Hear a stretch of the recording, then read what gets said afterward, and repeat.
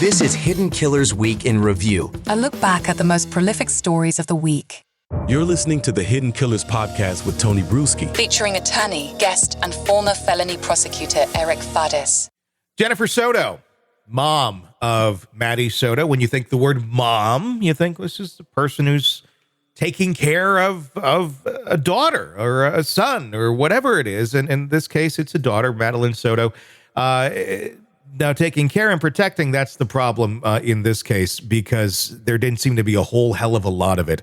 All the way to the fact of her allowing her boyfriend to sleep in the same bed together, even after they had split up. Hey, come on over, sleep with my daughter. Nothing weird about that.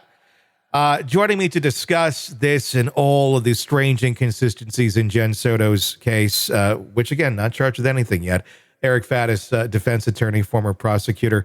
When you're looking at all this, obviously, Stephan Stearns, he's got his charges against him. He's going down, probably getting the death penalty. Jen, no charges yet. Why? Nothing yet, Tony. A number of theories abound. One is that, is she working hand in hand with the government to perhaps cooperate against what may have been the most culpable individual here, Stephan Stearns? That's one option. Another option is maybe she's lawyered up and has not given additional statements, and they just don't have enough to charge her. A third option is they are building something against Jennifer Soto because she could have been complicit or somehow otherwise unlawfully involved. And so unclear right now, but a lot of options in the air. It's making you wonder, like, what are they? I don't know. It feels like there's charges here that could be filed at this point in time, especially now that we know that she was allowing him to sleep in the same bed with her daughter. I mean, it's got to be something there. Her story has changed several times from initial interviews, claiming that she saw Maddie the night before and that was it. And then she was with Stephan taking her to school, and then she wasn't. And then she knew what she was wearing that day, although she didn't see her that day. It goes on and on and on. I mean, the list just keeps going with her. Maybe they are looking for some. Maybe she is cooperating. That's what I was thinking initially. But then we heard the news about the rooms in the house that was revealed the night before Maddie was murdered. Maybe she was murdered that night. We don't even know. She said, "Go to room 4." Who the hell numbers the rooms in their house? 1, 2, 3, 4. Because Jen wanted to get a good night's sleep. So you go sleep with my daughter in room number 4. Now, what does that tell you about what may be going on in this home if the rooms are numbered, like a hotel or a motel?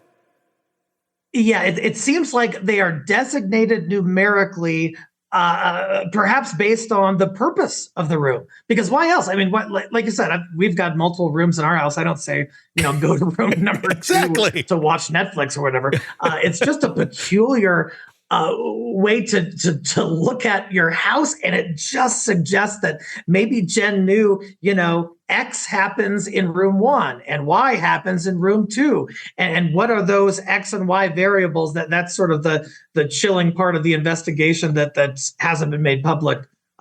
Yeah, at least in terms of details. I mean, I'm just speculating here. In my mind, it goes to like a brothel or something of that nature. And we're talking about a kid here, and talking about Stephan Stearns, who we know was involved online with others. So it does start to make you wonder: were other people being trafficked through this house? Other children being trafficked through this house? And how did Jen have absolutely no idea that any of this was going on? What sort of legal risks does she face right now? Hasn't been charged with anything. Again, innocent until proven guilty, and all this is all speculation. But considering her questionable decisions and behavior, what sort of charges do you think could be brought against her at this point? There are a number that are potentially on the table based on her inconsistencies and what some people might see as outright lies. She could be charged with false reporting, making a false statement to a police officer. But perhaps more severely, she could be complicit in this whole thing. It just strains credulity to think that she had no clue what was going on in there. On the contrary, if she had knowledge and provided some kind of material aid, even if it's a slight amount of aid, that could make her, in the eyes of the law, just as culpable as Stephan Stearns in terms of her being complicit. Lastly, would be some kind of child neglect charge for unreasonably placing Maddie in a position where she was in danger, and Jennifer knew that and did not intervene. Is there still a chance that it could be argued that she made these decisions and was influenced to make these decisions because of the abusive, or if she was in an abusive relationship with Stephan Stearns? We don't even know if she was. At least those two hand in hand. One would probably assume so, considering what Stephan was doing. But can that still be argued that she did these horrible things or put her head in the sand simply because of that? Is that a defense strategy for an adult?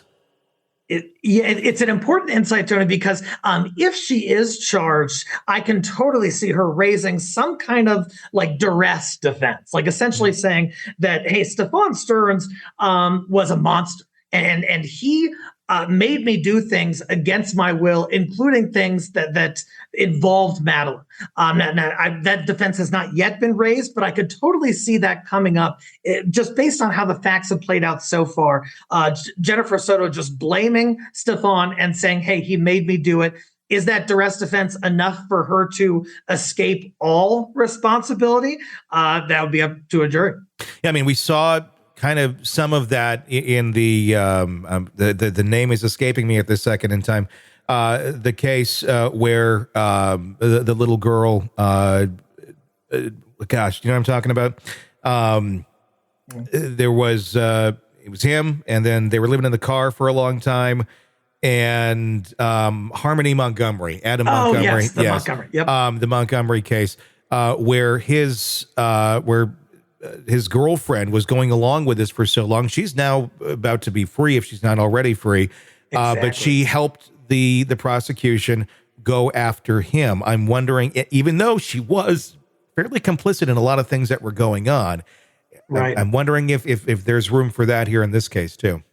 Yeah, sometimes we have the law and then we have human behavior, and it doesn't always fit neatly into that law. So, just speaking speculatively, but perhaps Jennifer Soto had some complicity in what happened. Perhaps also she was a victim of Stephan Stearns in some way. Yeah. And perhaps that duress and that whole coercive environment is part of what gave rise to this atrocity that happened to Maddie Soto. And perhaps the government enlists Jennifer to talk about that and help in the case against Stephan Stearns. It'll be interesting. I mean, the fact that they weren't even together anymore, and then she brought him in voluntarily, that seems a little bit more than just, we're all living together and I was unaware of this. Like, you willingly brought this man into your home months after you'd been separated or whatever. That does not look good. It doesn't, and it just kind of doesn't pass the smell test in terms of the duration of this alleged abuse, how long it went on. Any attentive mother, you would hope, would have some awareness and then would take some action. You would hope, but unfortunately, not always. And it seems to be the case here. Sick of the ads? We are too. Start listening with no commercials now and get access to all of our episodes in advance of everyone else. Become a True Crime Today Premium Plus subscriber on Apple Podcasts. Search True Crime Today Premium Plus on Apple Podcasts or go to our podcast page and sign up now. True Crime Today Premium Plus. Sign up now.